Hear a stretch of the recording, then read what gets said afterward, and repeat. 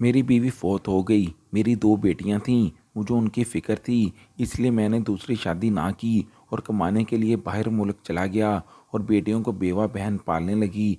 वो कहती माँ बन के इनको पालूंगी। मैं हर माह पैसे भेजता, लेकिन जब बेटियों से बात करने का कहता तो बहन टाल देती। इसी तरह 1.5 साल गुजर गया, पर बेटियों से बात ना हुई। तो अचानक इनसे मिलने पाकिस्तान वापस आ गया। मैं घर का दरवाज़ा बजाने लगा कि कलेजा मुंह को आ गया कि बेटी भिखारी के कपड़ों में घर के बाहर में यूं ही दरवाज़ा खोलकर घर में दाखिल हुआ तो उड़ती हुई प्लेट मेरे कदमों में आ पड़ी। अंदर से आती चीखों पुकार की आवाज़ें सुनते ही मैं समझ गया कि आज फिर ज़बरदस्त दंगा हो रहा है। मैं फ़ौरन ही आगे बढ़ा ताकि मामले की नज़ाकत को समझ सकूं। आवाज़ें बावर्ची खाने की जानब से आ रही थीं।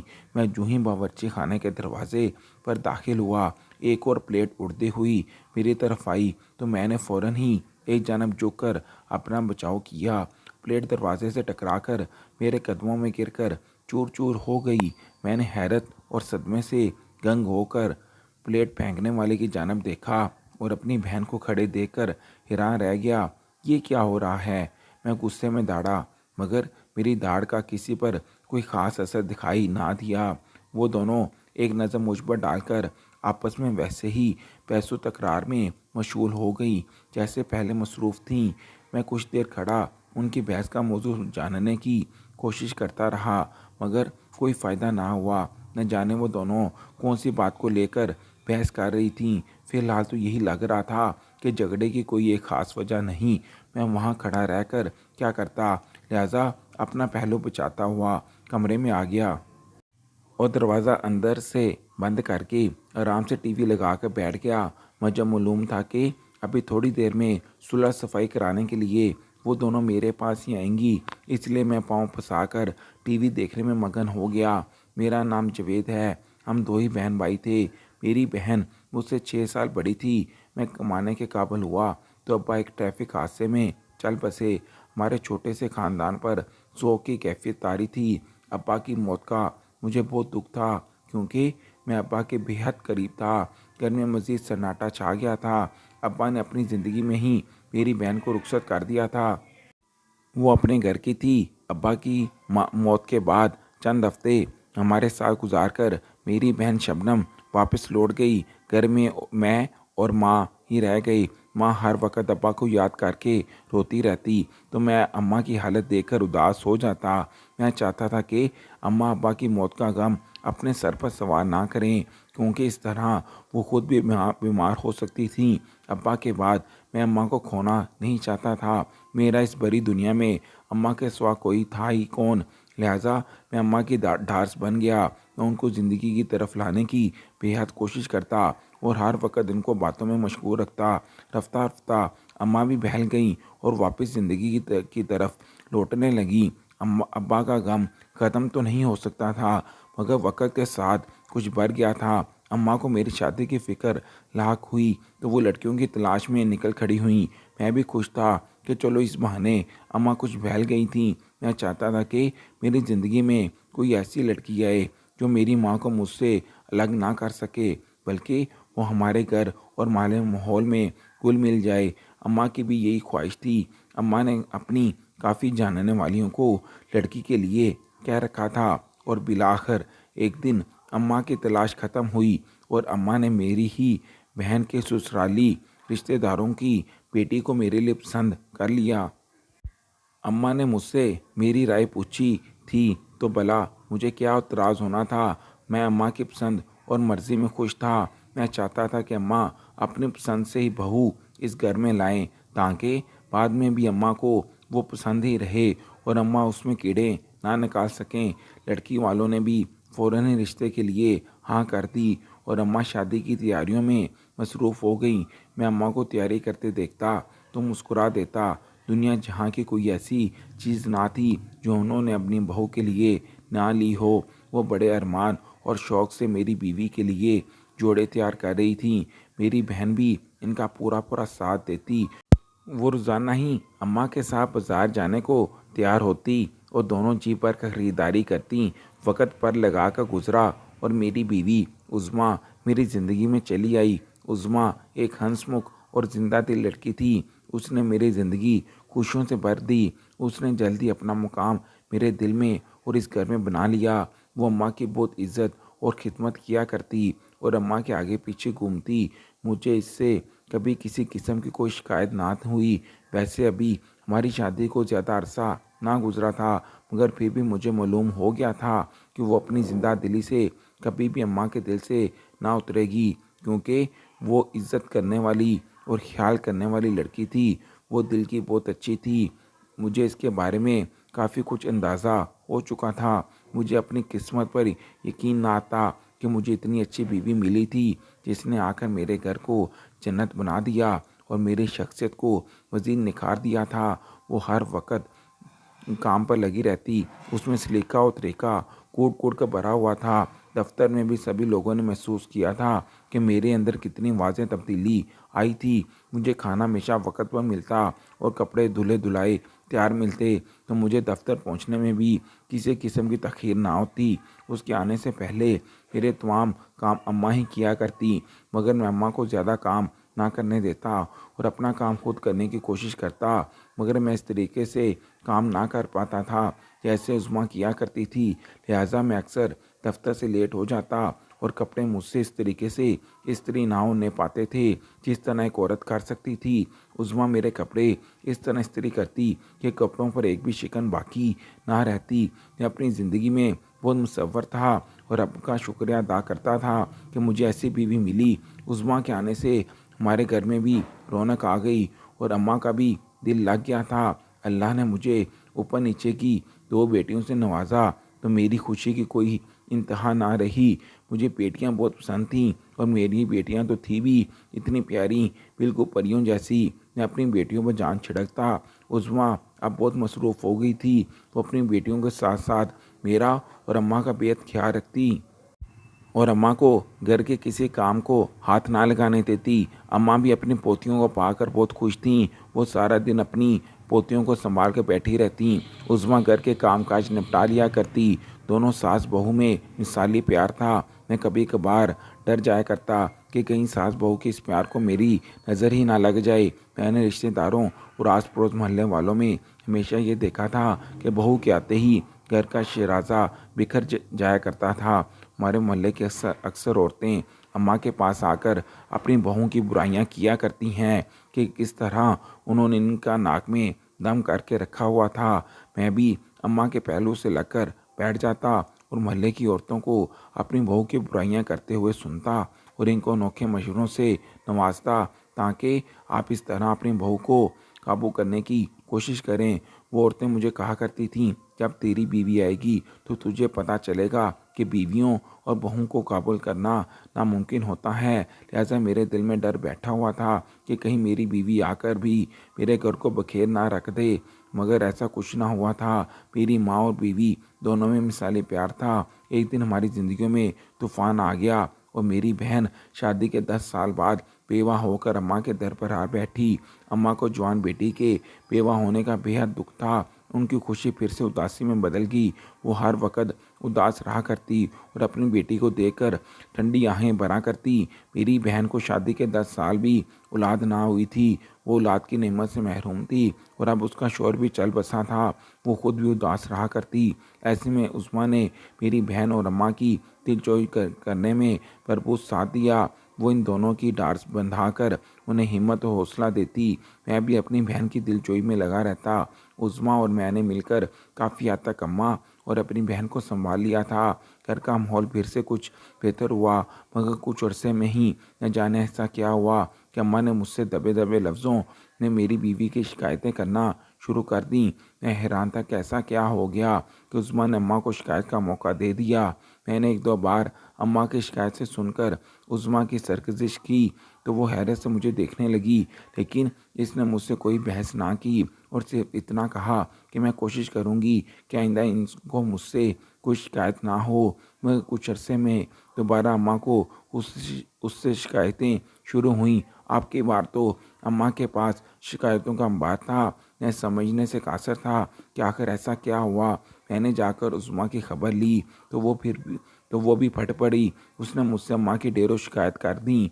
मैं उसकी शिकायतें सुनकर हैरान था। ना तो मेरी अम्मा ऐसी थी जैसा वो बयान कर रही थी, और ना ही उज़्मा ऐसी थी जैसे अम्मा ने बयान किया था। मैं इन दोनों को अच्छी तरह जानता था और इनकी आपसी ताल्लुक़ की हमेशा तारीफ़ किया करता, मगर ये क्या हो गया था, मैं समझने से कासर था। मैंने उज़्मा को समझाने की कोशिश की, मगर इसके तेवर देख कर लग रहा था कि वो मेरी बात सुनने को तैयार ना थी और वो मेरी बात से मुतफिक थी। इसकी तरफ से मायूस होकर मैंने अम्मा को समझाने का बेड़ा उठाया, मगर अम्मा तो मेरी बात सुनकर हैरत से दंग रह गई। अच्छा, तो तुम अब अपनी बीवी की तरफदारी करोगे? अम्मा का जुमला सुनकर मैं हैरान था। ऐसा नहीं अम्मा, मैंने अम्मा को समझाने की कोशिश की। मैं तो सिर्फ ये चाहता हूँ कि घर में पहले जैसी फ़िज़ा कायम हो जाए। अब ऐसा मुमकिन नहीं कि तुम्हारी बीवी के तेवर बदल गए हैं। शायद इसको मेरी बेटी का यहाँ पर रहना पसंद नहीं आया, मगर वो और कहाँ जाएगी? उसके बाप का घर है और इस घर में इसका भी हिस्सा है। मैं हैरान होकर अम्मा की बात सुन रहा था। भला उस्मा को मेरी बहन के यहाँ रहने से क्या एतराज़ हो सकता था? मैं जानता था कि इस घर में मेरी बहन का भी हिस्सा था। ना तो मैंने और ना कभी उस्मा ने उसको यहाँ से जाने के लिए कहा था, मगर मैं अम्मा को कायल ना कर सका। वो अपनी बात पर मुसर्रर थी रहीं और मैं चुपचाप वहाँ से उठ गया। घर में कशीदगी की फ़ज़ा कायम हुई थी। उज़्मा चुपचाप घर के कामों में मसरूफ़ रहती। मैं उसे बुलाने की कोशिश करता तो वो मुझे भी काट खाने को दौड़ती। न जाने उसका मिजाज इतना तंग कैसे हो गया था। वो तो हंसमुख और शगुफ्ता मिजाज वाली लड़की थी, मगर अम्मा सही कहती थी, उसके तेवर बदल गए थे। दूसरी तरफ अम्मा भी हर वक्त शिकायतों का अंबार लिए मौजूद होती और वो मुँह ही मुँह में न जाने क्या क्या बुड़बुड़ाती रहती। कुछ ही दिनों में पैसों तकरार के साथ लड़ाइयों तक नौबत आ पहुंची थी। उज़्मा और मेरी बहन के दरमियान वो लड़ाई होती कि मोहल्ले वाले भी अपने घरों से सर निकाल कर जानने लगते कि आवाज़ें किस घर से आ रही हैं।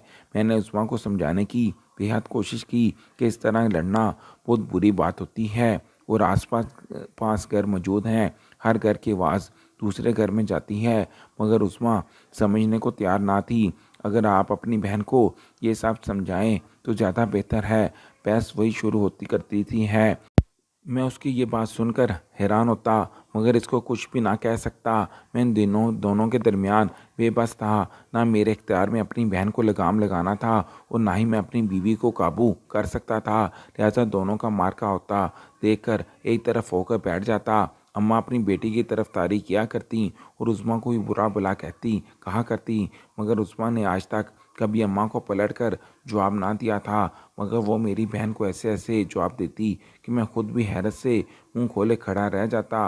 मैं जब भी उस्मा से शिकवा करता तो आगे से यही कहती कि मेरे मुंह से मैं भी जब ज़बान है तो मैं आखिर कब तक बर्दाश्त करूं?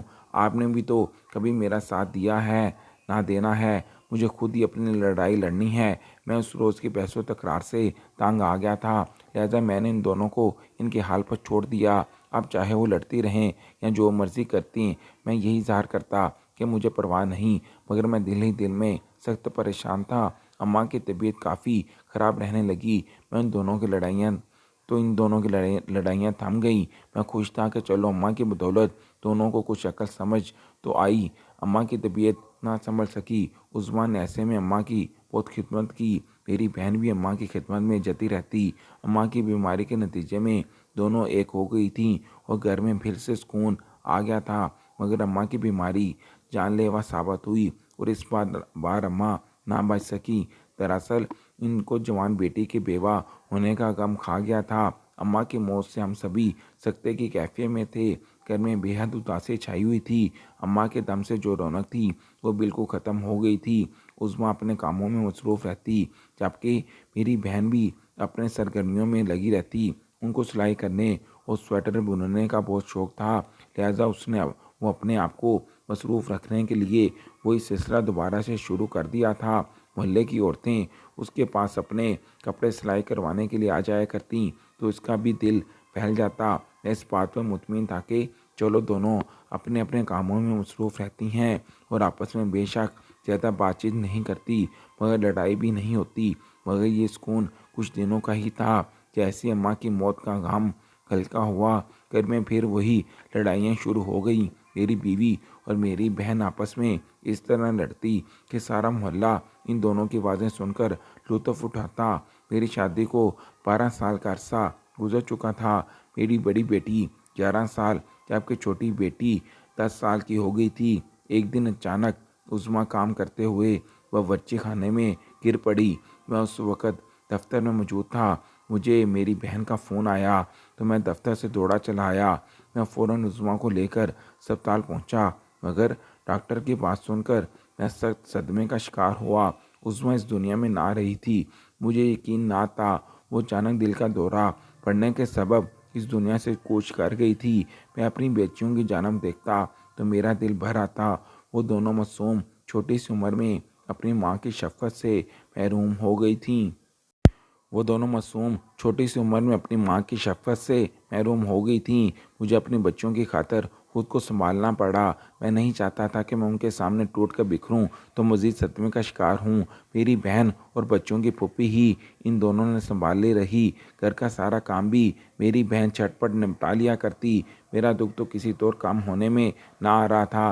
मेरी बहन का मशवरा था कि मैं दूसरी शादी कर लूं ताकि बच्चों की ज़िंदगी में माँ की कमी पूरी हो सके, मगर मैं दूसरी शादी ना करना चाहता था। मैंने अपनी ज़िंदगी उज़्मा के लिए वक़्फ़ की थी। उसके मरने के बाद भी मैं उससे बेवफ़ाई का सोच भी ना सकता था।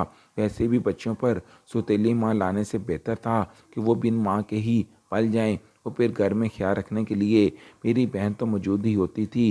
लिहाजा मैंने उसका मशवरा ना माना और तन्हा ज़िंदगी गुजारने लगा। मैंने अपनी ज़िंदगी अपनी बच्चियों के लिए वक़्फ़ कर दी। दफ्तर से आने के बाद मैं सारा दिन उनकी दिलजोई में लगा रहता। मैं उनसे उनके पढ़ाई के मुतल्लिक़ भी मालूमात लेता था ताकि उनकी पढ़ाई नज़रअंदाज ना हो। वो अपनी फूफी का साथ पाकर काफ़ी हद तक बहल गई थीं। मुझे दफ्तर की जानिब से बैरून मुल्क जाने की पेशकश हुई तो मैंने अपनी बच्चियों के बेहतर मुस्तकबिल की खातिर पेशकश कबूल कर ली। वैसे भी अब मेरा कहीं भी दिल ना लगता था। मैं अपने घर में और अपने शहर में भी बेसुकून ही था। मेरी बीवी की मौत के बाद से मेरा दिल लगाना बेहद मुश्किल था। लिहाजा मैंने पेशकश कबूल की और बैरून मुल्क आ गया।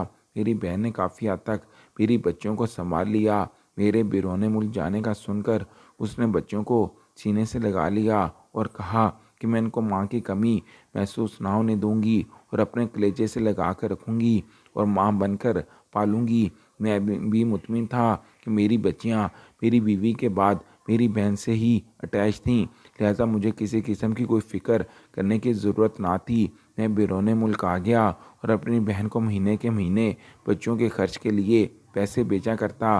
मुझे वहाँ काम करते लगभग 1.5 साल हो गया। मेरी बहन से फ़ोन पर तो फ़वक्तन बात हो जाया करती, पर बच्चों से बात ना हो पाती थी। जब भी मैं अपनी बहन से बच्चों से बात करवाने का कहता तो वो कोई ना कोई बहाना बनाकर टाल देती। मुझे नहीं मालूम था कि वो मेरी बच्चों से मेरी बात क्यों नहीं करवाना चाहती थी। मैं कोई भी वजह समझने से कासर था। मुझे बैरून मुल्क गए 1.5 साल हो गया था। अब मेरा दिल बच्चों से मिलने को बेताब था। लिहाजा मुझे छुट्टी मिली तो मैं बगैर बताए पाकिस्तान चला आया। जैसे मैं घर के नज़दीक पहुंचा तो घर के कुछ फासले पर पहले कुचले कपड़ों में मलबूस एक बेकारम बच्ची को बैठे देखकर मेरा दिल दहल गया, क्योंकि उसकी शक्ल काफ़ी हद तक मेरी छोटी बेटी से मिलती थी। भला मेरी बेटी ऐसे हुलिये में यहाँ कैसे हो सकती थी। मैं सर को झटक कर आगे बढ़ा। यूं ही दरवाजे के करीब पहुंचा और दरवाज़ा खटखटाने लगा तो मेरा कलेजा मुंह को आ गया, क्योंकि मेरी बड़ी बेटी बेकारी के हुलिये में घर के पास ही मौजूद थी। वो भी घर के दरवाजे की जानब बढ़ रही थी। वो मुझे देखकर चूक गई और अपनी जगह पर खड़ी रह गई। मैं फ़ौरन उसकी तरफ बढ़ा था। अब की बार मैं पहचान गया था, वो मेरी ही बेटी थी। मैंने उसको जाकर बाजू से पकड़ा तो उसकी आंखों में आंसू भर आए। ये सब क्या है? मैंने कांपती हुई आवाज़ में पूछा तो वो रोती हुई मेरे सीने से जा लगी। पुप्पी अम्मा ने हमें कहा कि तुम्हारे बाबा कोई पैसे नहीं बेचते, लिहाजा बाहर से कमा कर लाओ तो ही खाना मिलेगा। हम दिन भर दिहाड़ी इकट्ठी करके पहले पुप्पी अम्मा के हाथ पर जाकर रखते हैं तो हमें कुछ खाने के लिए मिलता है। अपनी बेटी के अल्फाज सुनकर मेरे होश उड़ गए। ऐसा कैसे मुमकिन था? मैं तो हर महीने बाकायदगी से पैसे भेजा करता था, और अगर मैं पैसे ना भी भेजता तब भी मेरी बेटियों को भिखारी बनकर सड़क पर बेचने की बजाय उसे खुद बाहर निकल कर भीख मांगनी मांगनी चाहिए थी। मैं गुस्से में भरा हुआ था। मैं फ़ौरन अपनी बड़ी बेटी का हाथ पकड़कर उसी जगह गया जहाँ मैंने अपनी छोटी बेटी को खड़े देखा था। वो अभी भी उसी जगह खड़ी थी जबकि उसने नज़रें ज़मीन पर झुकाई हुई थी। मैंने उसके पास पहुंचकर उसे आवाज़ दी तो वो मुझे देखकर चूम गई। पापा, वो मुझसे लिपट गई। मैं अपनी दोनों बेटियों को बाहों में भरे आंखों में आंसू लिए घर की जानब चल दिया। मैंने दरवाजे पर दस्तक दी तो मेरी बहन ने दरवाज़ा खोला। वो मुझे अपने सामने खड़े देखकर शशतर रह गई, जबकि मेरी दोनों बेटियां भी मेरे साथ मेरे हुलिये में मेरे इर्द गिर्द थीं। मेरी बहन के चेहरे के रंग ही उड़ गए। तुम कब आए? वो दोहराने हैरानी से पूछने लगी। मैंने उसकी बात को कोई अहमियत ना दी और गुस्से से अंदर दाखिल हो गया। मैंने दरवाज़ा बंद कर दिया और अपनी बहन पर चढ़ दौड़ा। तुम्हें शर्म नहीं आती? मेरी बेटियों से भीख मंगवाते हुए मैं तुम्हें हर महीने खर्चे के पैसे भेजता था। कहाँ हैं वो पैसे? तुम इनके साथ क्या करती हो जो तुम्हें मेरी बेटियों को मैं 2 वक्त की खाना देते हुए भी इनसे भीख मंगवाना पड़ी? मेरा बस ना चल रहा था कि मैं अपनी बहन को जान से मार डालूं, मगर मुझे मेरी माँ ने ऐसी तरबियत ना की थी। मेरी बहन जो कुछ मेरी बेटियों के साथ किया था मेरे लिए काबिल कबूल ना था। मेरा बस चलता तो अभी के अभी अपनी बहन को घर से निकाल कर चलता कर देता, मगर वो अभी कहाँ जाती? उसका मेरे सिवा कोई ठिकाना ना था। लेकिन इसको भी ऐसे ही भीख मांगनी चाहिए जैसे उसने मेरी बच्चियों को भी मंगवाई। मैं ये सोचता हुआ गुस्से में ज़ोर ज़ोर से बोल रहा था, जबकि वो चुपचाप खड़ी मुझे देख रही थी। मुझे नफ़रत है, तुम्हारे बच्चों से शदीद नफ़रत है, वो बोली। तो मैं हैरान होकर उसका चेहरा देखने लगा। ये क्या तुम कह रही हो? इतनी छोटी बच्चों ने तुम्हारा क्या बिगाड़ा है जो तुम उनसे नफ़रत की इंतहा पर पहुंच गई और उसको फ़कीर ही बना दिया? क्योंकि ये उस्मा की बच्चियां हैं, वो सुकून से बोली। तो मैं चूम गया। क्या मतलब? उस माँ की बच्चियां हैं? तुम उस्मा से इस तरह नफ़रत करती थी कि तुमने उसकी बच्चों को भी इस हाल तक पहुंचा दिया? मुझे बिल्कुल भी मालूम ना था। तुमने तो ज़मानत ली थी कि तुम इन बच्चों को माँ बनकर पालोगी। क्या माँ अपनी औलाद के साथ ऐसा सलूक करती है? और तुम ये भूल गई कि उस्मा के बच्चियों के साथ साथ मेरी भी बच्चियां हैं। मेरे घर में बात करने की जिम्मेदार थी। उसने मुझे बर्बादी की तह तक पहुंचा दिया, तो फिर मैं उसकी बच्चों को क्यों ना तबाह बर्बाद करती? मतलब जानने का क्या बोल रही थी? मुझे लग रहा था कि उसका दिमाग ख़राब हो गया है। वो घर में अकेली। मुझे लग रहा था कि उसका दिमाग ख़राब हो गया है। तुम पागल तो नहीं हो गई? क्या कहे जा रही हो? मैं गुस्से में दौड़ा, मगर उसके सुकून में कोई फ़र्क ना आया था। वो पुरस्कून चेहरा लिए, अंग सीने पर हाथ बांधे, कमर पर हाथ रख के कुर्सी पर कर बैठ गई, जबकि मैं हैरान परेशान खड़ा उसे देखता रह गया। शादी के 10 साल बाद तक मैं औलाद की नेमत से महरूम रही थी। मेरा शौहर चाहता था कि वो दूसरी शादी कर ले। उसकी माँ ने उसके कानों में ये बात टाल दी थी कि वो अपने रिश्तेदारों की लड़की उस्मा को उसके लिए ब्याह कर ले आएंगी। उस्मा का नाम सुनकर उसकी भी राल टपकने लगी, क्योंकि वो बेहद खूबसूरत थी। लिहाजा वो चाहता था कि वो भी उस्मा से शादी कर ले। उस्मा के घर ज़्यादा आना जाना खाता पीता ना था, जबकि मेरा शौहर एक बहुत ही अमीर कबीर ख़ानदान से ताल्लुक़ रखता था। अगर मेरे शौहर का रिश्ता उस्मा के लिए जाता तो उसके घर वाले इनकार ना करते। मैं किसी सूरत ना चाहती थी कि मेरा शौहर दूसरी शादी करे। अगर मैं औलाद की नेमत से महरूम थी तो उसमें मेरा कोई कसूर ना था। ये तो रब की मर्ज़ी थी। मैंने उसको समझाने की बहुत कोशिश की, मगर वो ना माना। उसने यही कहा कि जैसा मेरे माँ बाप चाहते हैं मैं वैसा ही करूँगा, और अगर वो चाहते हैं कि मैं औलाद के लिए दूसरी शादी करूँ तो मैं दूसरी शादी करके ही रहूँगा। मैं उसके रवैये पर हैरान थी। मैंने अपनी तरफ से उसकी खिदमत में कभी कोई कमी ना आने दी थी, और सबका सिला उसने मुझे ये दिया था कि दूसरी शादी करने को भी तैयार था। मैंने अपने सास ससुर की खिदमत में भी कोई कमी ना छोड़ी थी, और अपनी ज़िंदगी के अच्छे दिन भी उनकी खिदमत में गुजारे थे। जबकि मेरे कड़े वक़्त में मैं हूँ, वो मेरे ख़िलाफ़ ही डट कर खड़े हो गए थे और अपने बेटे को दूसरी शादी के लिए उकसा रहे थे। मैं बिल्कुल तन्हा थी। मेरा साथ देने को कोई भी तैयार ना था। मैंने अपने शौहर की मिन्नत समाजत तक की, मगर वो मान नहीं रहा था। तो मैं भी ज़िद पर उतर आई। मैंने उस लड़ाई झगड़ा शुरू कर दिया। अब तो वो बिल्कुल ही डट गया कि वो अब दूसरी शादी करके ही रहेगा। लिहाजा मेरी सास उज़्मा के घर रिश्ता भेजने का मंसूबा बनाने लगी। इससे पहले कि उज़्मा के घर रिश्ता जाता, मैंने अम्मा को कहा कि वो तुम्हारे लिए उज़्मा का रिश्ता डाल दें।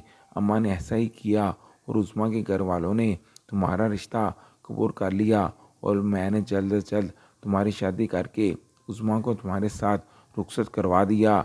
मैंने ऐसा सिर्फ इसलिए किया कि मेरा शौहर दूसरी शादी ना कर पाए। मेरा शौहर मेरे चलाके पर हैरान परेशान रह गया।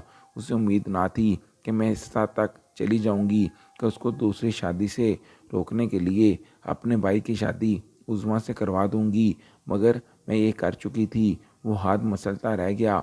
मैं किसी और लड़की से दूसरी शादी करूंगा, पर मैं दूसरी शादी करके ही रहूंगा। मेरे शौहर ने मुझे उंगली दिखाकर बाखबर कर दिया था, मगर मुझे अब कोई परवाह ना थी, क्योंकि वो किसी से भी दूसरी शादी करता तो करता, मगर मैं नहीं चाहती थी कि उस्मा से किसी सूरत वो शादी करे, क्योंकि मैं जानती थी कि उस्मा चंद दिनों में मेरे सास ससुर और मेरे शौहर के दिल में अपना घर बना लेगी। मैं उसके अच्छे बर्ताव और उसके नरम दिल की कायल थी। इसके अलावा वो मुझ पर कोई भी सौतन ले आता, मुझे परवाह ना थी। एक दिन हमारा झगड़ा इतना बढ़ा कि मेरे शौहर ने गुस्से में आकर मुझे तलाक दे दी और घर से चला गया। वो गुस्से में घर से निकला था, लिहाजा अपनी गाड़ी किसी दूसरी गाड़ी से टकरा बैठा और हादसे का शिकार होकर ज़िंदगी से ही चला गया। उसकी मौत की वजह से मेरी इज्जत रह गई और मैंने बाकी की ज़िंदगी उसकी बेवा बनकर गुजार दी, वगरना मुझे बाकी की ज़िंदगी तलाक याफ्ता बनकर गुजारनी पड़ती। मुझे उज़्मा पर बेहद गुस्सा था, हालांकि मैं चाहती थी कि साहब मैंने इसमें इसका कोई कसूर भी नहीं, फिर भी वो मुझे इंतहाई जहर लगती थी। मैंने मजबूरी में उसे अपनी भाभी बनाया था, वगरना वो मेरी भाभी बनने के काबिल ना थी। लिहाजा मैं तंग करने का कोई मौका हाथ से ना जाने देती और उसे ताना देती कि मेरा शौहर उस पर फिदा था और उसने मेरे शौहर के साथ चक्कर चला रखा था। हालांकि वो बेकसूर थी और वो तो इस बारे में जानती भी ना थी, मगर मैंने उसको तंग करने में कोई कसर ना छोड़ी। मेरी नफ़रत उसकी मौत के बाद भी काम ना हुई और उसकी बच्चियों पर उतरने लगी। लिहाजा मैंने उसके बच्चों को इस हद तक तबाह और बर्बाद कर दिया जिस हद तक मैं खुद तबाह और बर्बाद हुई थी। और मरने से पहले मेरा शौहर मुझे तलाक देकर घर से निकला था। अपनी बहन की बात सुनकर मैं अफसोस से अपने बाल नोचने लगा। मैंने उज़्मा पर कभी यकीन ना किया था। उसने मुझे कहा भी था कि वो अपनी बहन से पूछे कि सब लड़ाई की वजह क्या है, मगर मैंने अपनी बहन से कभी ना पूछा। मैं सोच भी ना सकता था कि मेरी बहन इस हद तक कर जाएगी कि वो अपने मफाद के लिए उसके साथ इस कदर बुरा सलूक करेगी और नफ़रत में इस हद तक बढ़ जाएगी कि उसके बच्चों को भी ना बख्शेगी। मेरा दिल तो चाह रहा था कि उसे हाथ से पकड़कर घर से निकाल दूं, मगर मैं ऐसा ना कर सका। वो जैसी भी थी, पर थी तो मेरी बहन ही। लिहाजा मैं अपनी बच्चों की खुद ही खबरगिरी रखूं, यही बेहतर था। मैं अपनी बहन को घर से ना निकाल सकता था, लिहाजा मैंने घर के दरमियान में दीवार करके दो हिस्से बना लिए और एक हिस्सा अपनी बहन को दे दिया। वो दूसरे हिस्से में अपनी बच्चियों के साथ रहने लगा। मैं दोबारा बिरोने मुल्क जाने का इरादा महसूस कर दिया और उधर ही रहकर अपनी बच्चों की बेहतर तरबियत करने लगा। मैं नहीं चाहता था कि वो दोबारा कभी ऐसी सूरत हाल से गुजरें।